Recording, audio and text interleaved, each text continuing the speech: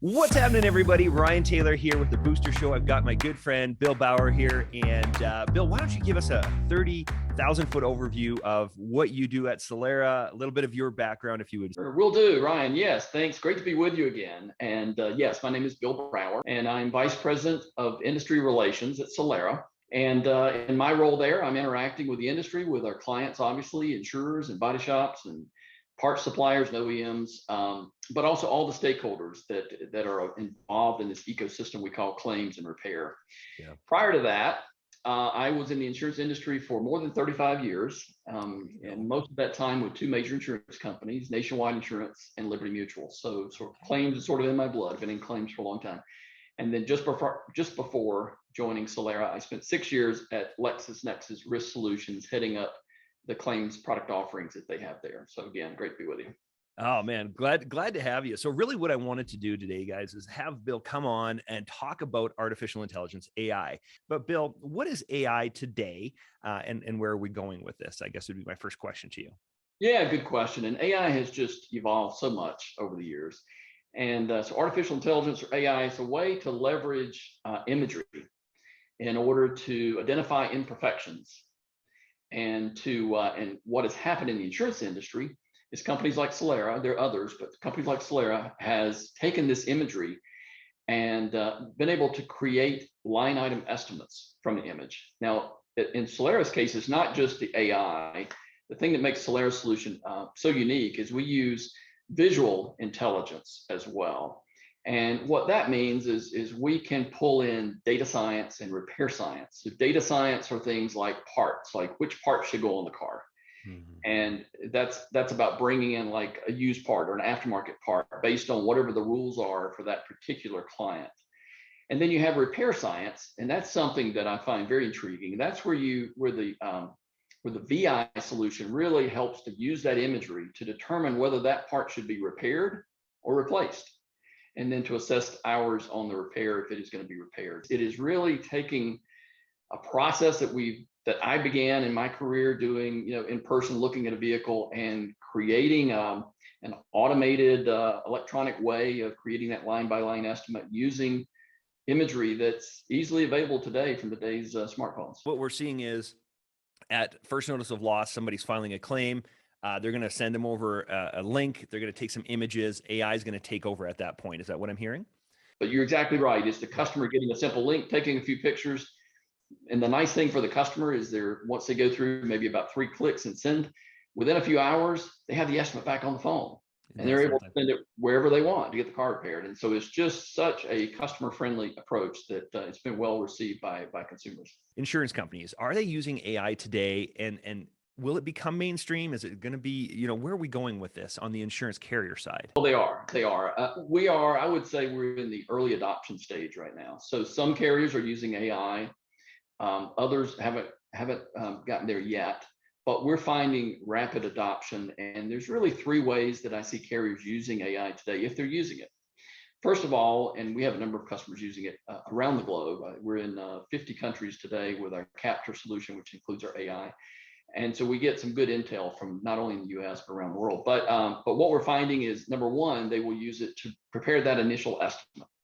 Now, they don't normally just take the image and pay off of that. Someone looks at it because we're still early, we're still training the technology, but they're able to make a few edits if needed and process and pay. And then at Solera, we have a triaging tool, a way that we use AI a little bit different than maybe some others in the industry, and that is to make a decision at that first notice of loss. This claim repairable, or is this claim totaled? We've seen such a rise in total loss that maybe almost 1 in 4 cars today are totaled if they're a collision claim. And picking those off and getting them moved quickly is really key. So what I see with carrier adoption is once they adopt it for one use case, the wheels are already turning. They're already thinking, okay, what else can I use this for? So we see it really taking root. So the next question is, how are vehicle owners responding to this, and that adoption? Are we going to see that coming on strong? Yes. Well, they have really been pleased with this. We did a survey recently about the digital claim solutions and how they use this, and over half of the customers. Now, these were customers that had filed a claim, but over half of those customers that had filed a claim reported that they provided digital imaging at the time of claim. So that means the adoption is much higher.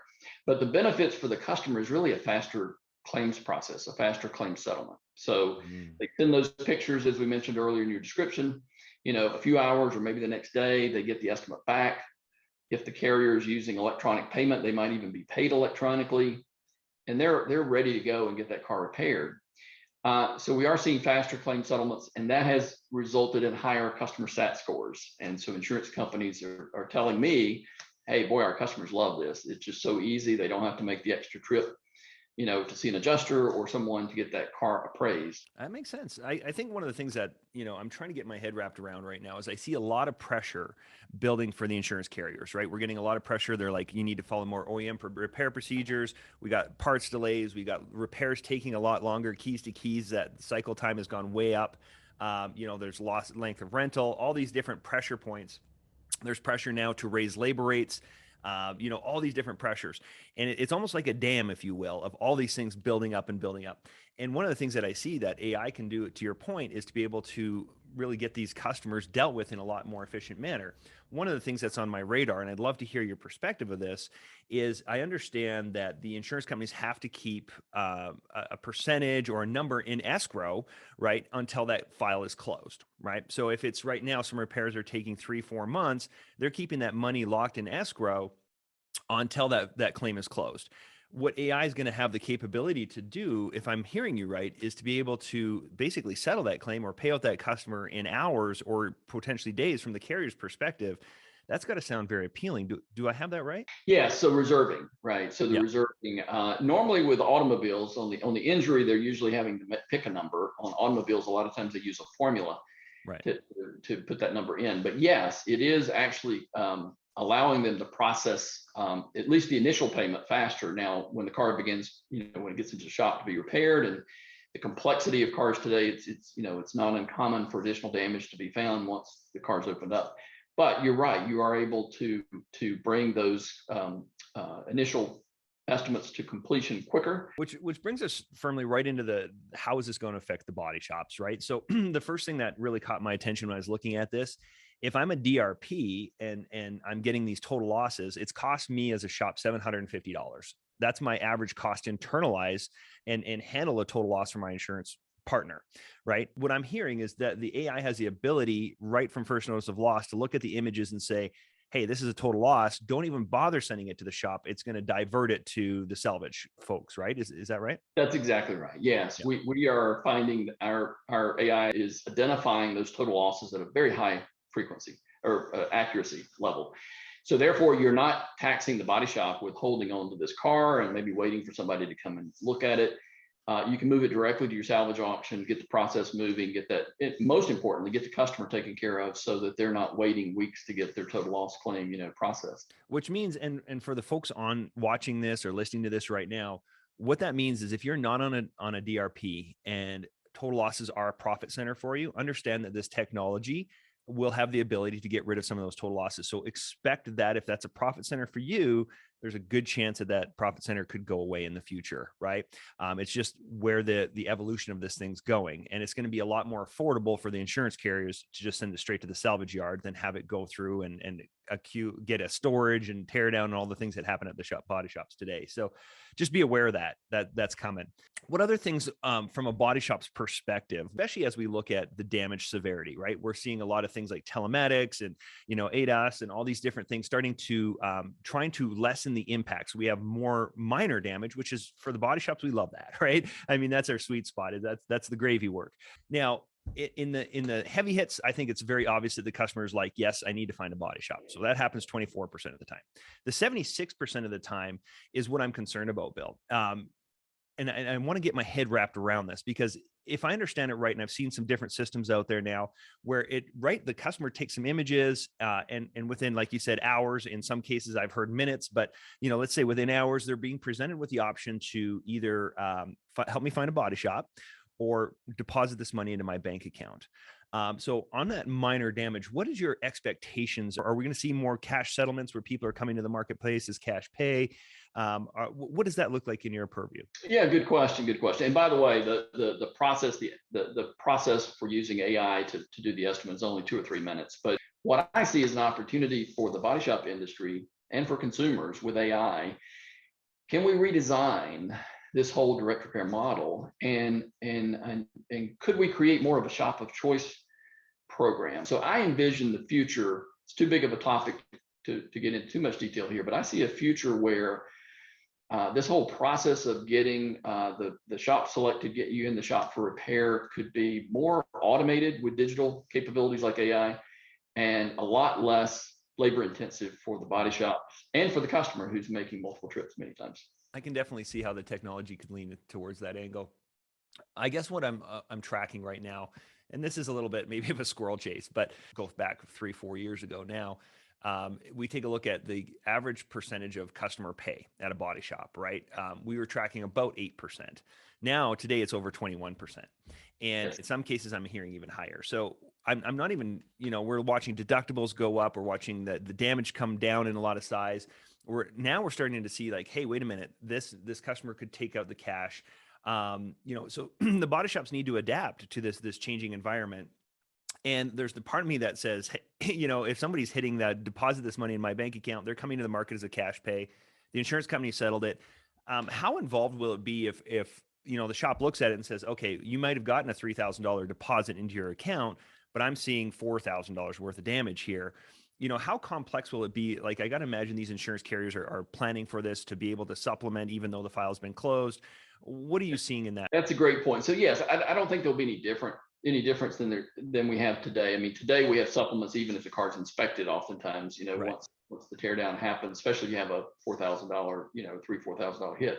Mm-hmm. So I think that will continue to be pretty much the same. Now, obviously, if you're working with a direct repair shop, they may be able to just go ahead and do the work and bill it. If you're dealing with a non-direct repair, they probably need a pre-approval. That would be the only difference. I often look at this where we're probably going to see AI be adopted by the insurance companies first, and then eventually it'll become available to the shops. Do I have that right? Yeah, I mean, we equip shops today, so shops can use it today with our solution. I Okay. can't speak for the others in the industry, but yes, the shops, if they would like to turn on the AI and use it outside of insurance, they can certainly do that. It works great. I actually even used it on my claim, and There you go. worked really well. But yeah, it is the future, and I know change is stressful. Change is, I think we're all sort of reluctant to change, and so what I recommend to insurance companies, to body shops, anyone that's just trying to get comfortable with what this new norm looks like, take it in small steps, right? Mm-hmm. Do a pilot, do a test, try it on a few claims, see what's working. One solution doesn't work for everyone, but what is working and how can you make the most out of this new AI capability to make, if you're a body shop owner, to make your body shop more profitable, more efficient. If you're an insurance company, to make the whole claims process more seamless for the customer and more efficient for you as well. So that's where I kind of come in my role is really helping to talk through that. Having been on both sides, I help with sort of the mind mapping or the whiteboarding, if you will, of what this future could look like, depending on what technology you want to plug in and where. Well, I think it'll be an interesting ride for sure. And I mean, this has the power to be one of the major disruptors to our industry. And I think those, to your point, who start playing with it early, start understanding where it's going, can definitely position themselves. I often hear it talked about like, a surfer, if you're chasing a wave, right, you're going to just get exhausted. You're not going to get anywhere. You're not going to catch any waves. But if you position yourself right, and that's what we're doing right now, position yourself early and sit there. And when that wave comes and you're ready to ride it, that's the best way to do it. So I really appreciate you coming on, giving us that little perspective of where we're at right now, how things are evolving. And I'm sure there'll be maybe a follow-up to this because I know there'll be a lot of questions, but really appreciate you giving us the 30,000 foot view of what's changing out there, Bill, and for coming on the show today. I really appreciate you.